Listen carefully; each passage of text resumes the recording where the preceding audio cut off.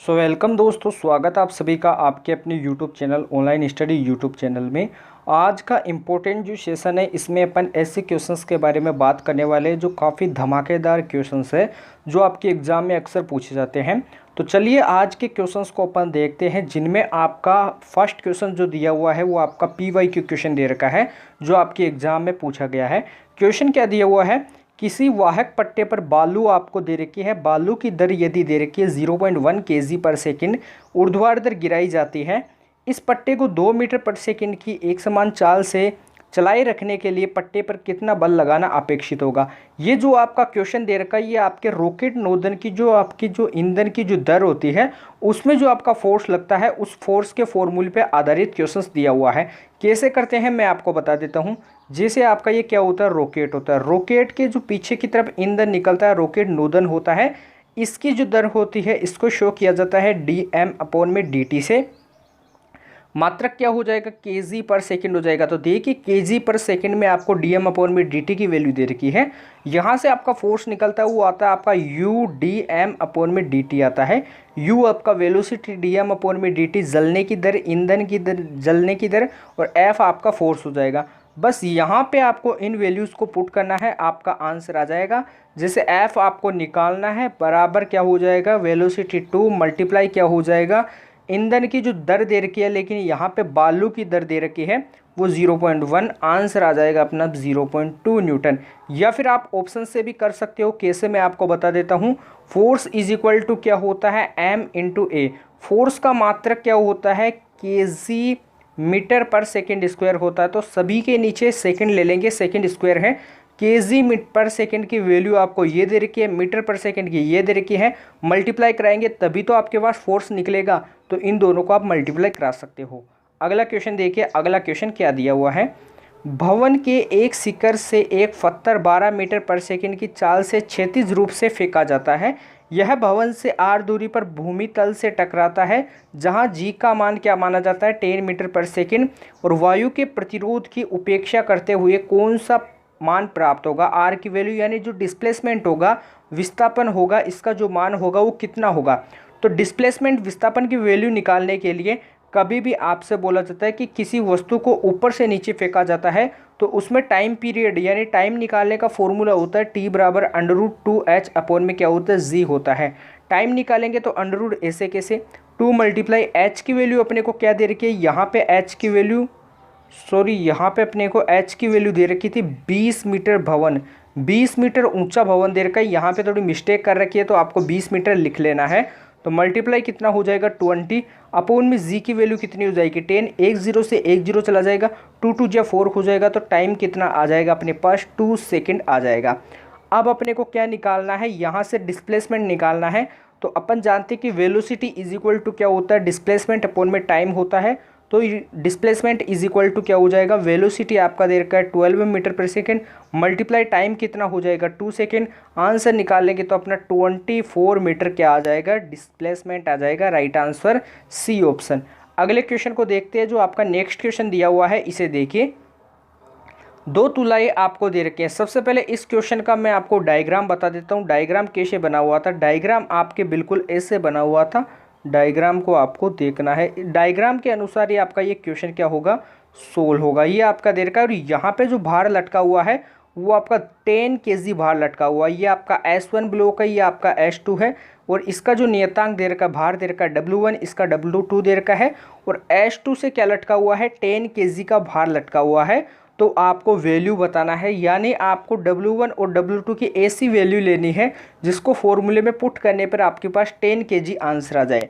सबसे पहले फॉर्मूला क्या होता है, दोनों यदि 2 बार लटके हुए होते हैं तुला से तो उसका फॉर्मूला होता है 2k1 k2 अपॉन में क्या होता है, k1 प्लस का k2 होता है। यहाँ पे k1 को क्या ले रखा है, W1, k2 को W2 ले रखा है। तो अपन यहाँ से सोल्व कर देंगे तो 2 मल्टीप्लाई k1 की वैल्यू अपने को क्या दे रखी है। यहाँ से अपन बात करें तो सबसे पहले आपको यहाँ पे ऐसे लटका हुआ था, यानी 10 kg का भार लटका हुआ है। तो अपन क्या कर लेंगे, S1 को भी 10 मान लेंगे और S2 को भी 10 मान लेंगे। इनके अनुसार करते हैं, W1 और W2 को क्या मानेंगे। सबसे पहले W1 को यदि 5 मानते हो, W2 को 10 मानते हैं, तो अपने क्या 10 आंसर आता है क्या देखते हैं। 2 मल्टीप्लाई 5 मल्टीप्लाई 10 अपॉन में क्या हो जाएगा 15, 5 3 जा 15, नॉट इक्वल 10, तो आपका ए ऑप्शन रॉन्ग हो जाएगा। अब बात करते हैं अपन डी ऑप्शन पे चलते हैं, डायरेक्ट डी ऑप्शन पे। 2 मल्टीप्लाई, क्योंकि सेम सेम को देख लेते हैं, मल्टीप्लाई 10 और नीचे क्या हो जाएगा आपका 10 + 10 20 हो जाएगा। 10 से 10 चला जाएगा, 2 से 2 चला जाएगा। देखिए आपका आंसर क्या बच जाएगा, 10 के इक्वल आ जाएगा। तो यहाँ से जो भार होंगे वो W1 और W2 क्या होगा, 10 kg 10 kg होगा। नेक्स्ट क्वेश्चन को देखिए, अगला क्वेश्चन दिया हुआ है सिंपल हार्मोनिक मोशन से रिलेटेड क्वेश्चन दे रखा है। एक एसएचएम सिंपल हार्मोनिक मोशन करते हुए कण का जो फेज दे रखा है वो दे रखा है आपको π/2 दे रखा है। तो आपको बताना है कि जो इसका विस्थापन अधिकतम होगा, वेग होगा, क्या होगा। ये आपका क्या होता है, अपन लाइन डिनोट करके देख सकते हैं। इसको कैसे करते हैं, सबसे पहले आपका जो मिड पॉइंट होता है इस पे आपका विस्थापन होता है, इसका मान क्या होता है 0 होता है। और यहाँ पे विस्थापन का मान क्या होता है, मैक्सिमम होता है, जो किसके इक्वल होता है, ए के इक्वल होता है। ए यहाँ पर क्या दे रखा है, एम्पलीट्यूड दे रखा है, इसे आपको नोट करना है। और विस्थापन का जो मिनिमम मान होता है वो क्या होता है, -a के इक्वल होता है। तो मैंने आपको बता दिया कि 90 डिग्री एंगल पे बात करते हैं तो विस्थापन का मान हमेशा क्या होता है, अधिकतम होता है। Right answer A option. अगले क्वेश्चन को देखते हैं, आपको डायरेक्ट याद रखना है। यदि ध्वनि का आयाम क्या कर दिया जाता है, 2 गुना कर दिया जाता है, तब फ्रिक्वेंसी पहले की 1/4 रह जाए तो उस बिंदु पर ध्वनि की तीव्रता का मान कितना होगा। तो मैंने आपको काफ़ी बार बताया कि साउंड के जो केस में जो इंटेंसिटी का फॉर्मूला होता है वो क्या होता है, इंटेंसिटी यानी तीव्रता समानुपाती होती है a² × n²। a² एम्पलीट्यूड है और n आपका दे रखा है आवर्ती फ्रिक्वेंसी का स्क्वायर। तो ये आपके लिए किसके लिए होता है, साउंड के लिए इंटेंसिटी होता है। लाइट के लिए इंटेंसिटी डायरेक्ट होता है एम्पलीट्यूड के स्क्वायर के समानुपाती। अब अपन क्या करेंगे, I समानुपाती a² × n²। तो I समानुपाती ऐसे कैसे, यहाँ पे बोला जा रहा है कि एम्पलीट्यूड आयाम को 2 गुना यानी 2 का स्क्वायर क्या हो जाएगा 4, मल्टीप्लाई आवृत्ति को 1/4 यानी 1/4 का स्क्वायर करेंगे तो 1/16। इनको कैंसिल करते हैं अपन तो 4 4 जा 16। तो जो इंटेंसिटी होगी वो समानुपाती हो जाएगी 1/4 के, पहले से क्या हो जाएगी 1/4 हो जाएगी। अगले क्वेश्चन को देखिए, अगला क्वेश्चन क्या दिया हुआ है, यांत्रिक ऊर्जा को विद्युत ऊर्जा में बदलता नहीं है, डायनेमो, पवन टरबाइन, पानी बिजली संयंत्र या फिर आपका सौर बिजली संयंत्र। तो कौन नहीं बदलता है, सौर बिजली संयंत्र। अब मैं आपसे क्वेश्चन पूछना चाहता हूं, जो अनुप्रस्थ तरंगे होती है और एक आपकी कौन सी होती है, अनुदैर्ध्य होती है, लॉन्गिट्यूडनल वेव्स और आपके ट्रांसफॉर्मर वेव, तो आपकी कौन सी होती है, अनुदैर्ध्य और आपके अनुप्रस्थ तरंगे। इनके बारे में क्वेश्चन क्या आता है कि अनुप्रस्थ तरंगों को तो ध्रुवित किया जा सकता है लेकिन अनुदैर्ध्य तरंगों को ध्रुवित नहीं किया जा सकता है, ये आपका क्वेश्चन आता है। अगला क्वेश्चन देखिए, अगला क्वेश्चन जो दिया हुआ है आपको, नेक्स्ट क्वेश्चन इंपॉर्टेंट क्वेश्चन दिया हुआ है, इसे देखिए। एसएचएम सरल आवर्त गति करते हुए कर रहे कण का आयाम यदि आपको ए दे रखा है, जब कण का वेग उसके अधिकतम वेग का आधा होगा तो कण की स्थिति क्या होगी। सबसे पहले जो वेलोसिटी होता है यहाँ पे आपको दे रखा है simple velocity is equal to उसके अधिकतम वेग का क्या होगा, हाफ होगा। अब अपन जानते हैं कि जो सिंपल वेलोसिटी होता है इसका जो फॉर्मूला होता है वो क्या होता है, ω² v² बराबर ω² कोष्टक ऑफ a² माइनस का y² होता है, a² माइनस का y²। तो अब अपन क्या कर देंगे, इसको यहाँ पे लिख देता हूँ v² बराबर ω² कोष्टक ऑफ a² माइनस का y²।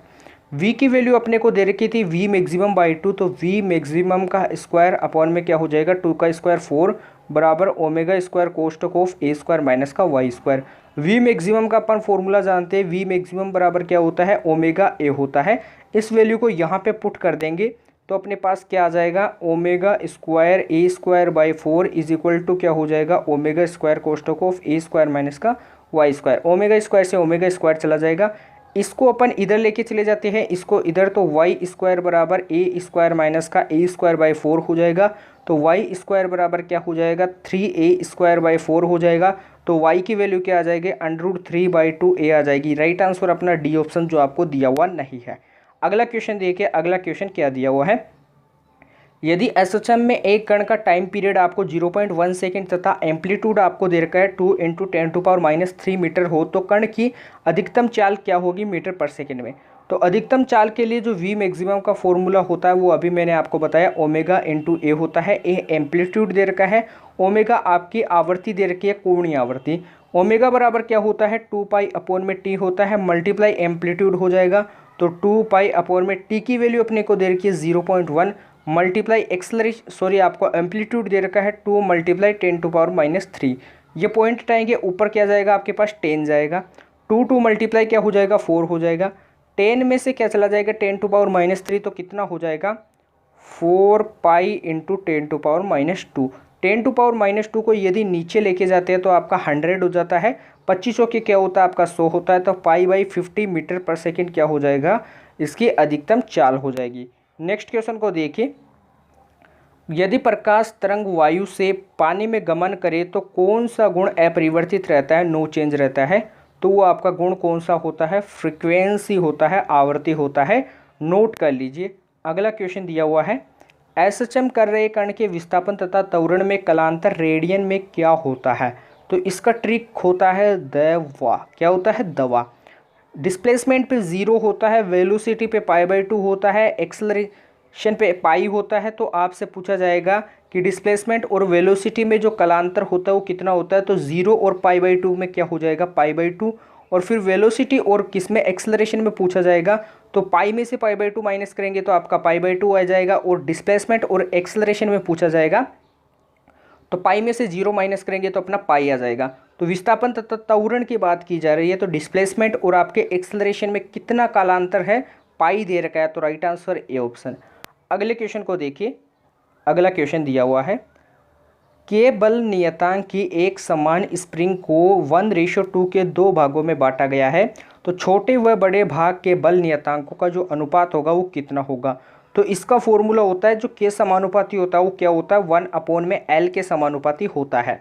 तो यहाँ से जो K1 में जो K2 होगा वो किसके इक्वल हो जाएगा L2/L1 के इक्वल हो जाएगा, जो आपको दे रखा है 1:2।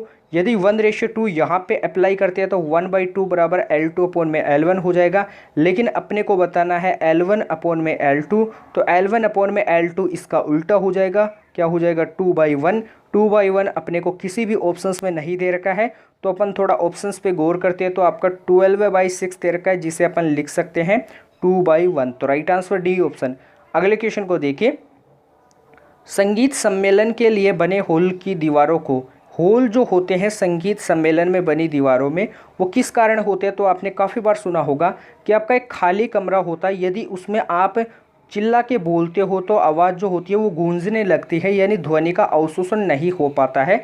लेकिन उसमें यदि छिद्र या फिर आपके कुछ वस्तुएं होती है जैसे अलमारी, जैसे आपके जैसे सोफ़े वोफ़े ऐसे होते हैं, पर्दे वर्दे लगे होते हैं, तो ध्वनि का अवशोषण हो जाता है।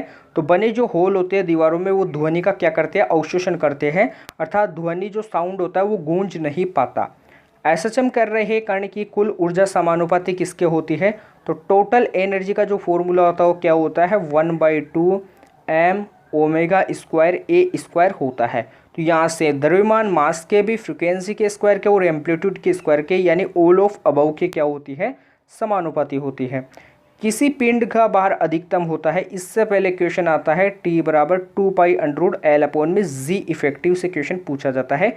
यदि A बराबर G होगा तो जो G इफेक्टिव होगा इसकी वैल्यू क्या होगी 0 होगी, तो टाइम पीरियड का मान क्या होगा अनंत होगा। तो ये कौन सी कंडीशन होती है, फ्री फॉल की कंडीशन होती है, मुक्त रूप से नीचे गिरते हुए।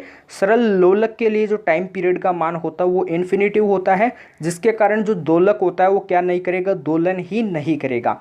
किसी पिंड का भार अधिकतम कहाँ पर होता है, तो मैंने आपको काफ़ी बार बताया, यहाँ पे आपका इक्वेटर होता है, यहाँ पे आपका पोल होता है। इक्वेटर पे भार क्या होता है कम होता है, पोल पे भार क्या होता है ज़्यादा होता है। इक्वेटर पे क्या होता है जी का मान कम होता है, पोल पे जी का मान क्या होता है ज़्यादा होता है। यहाँ पे शक्कर वाले क्वेश्चन भी आपसे पूछे जा सकते हैं। तो किसी पिंड का भार अधिकतम कहाँ पर होता है, पृथ्वी के ध्रुव, ध्रुवों को क्या बोला जाता है पोल बोला जाता है, पोल पे होता है। Right answer B option.